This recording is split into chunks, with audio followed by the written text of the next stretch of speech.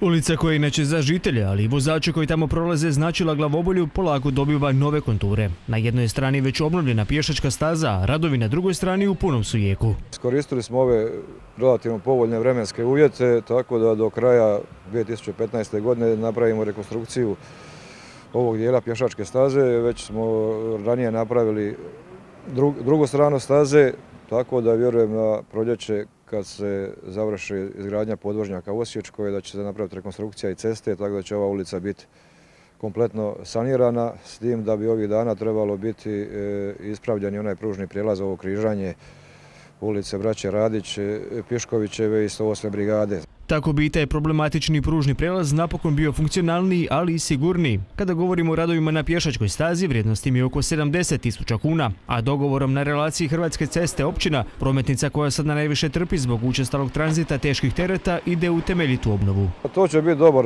prometni pravac, neće biti više toliko gužve, budući da će biti u funkciji podvožnjak u Osječkoj, a povezivat će stanovnika istočnog dijela županije koji trebaju ići na ovaj istočni dio grada, znači da ne moraju ići na onu stranu okolo i ja vjerujem da će to biti dobro sve.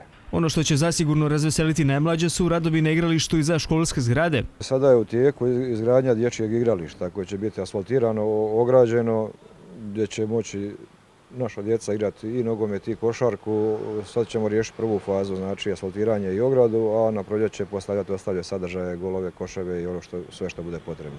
Radovi u prvoj fazi teški su oko 150.000 kuna, dok će se dogodine razmišljati o onoj drugoj, pa će opremljenost igrališta izravno ovisiti o financijskoj situaciji.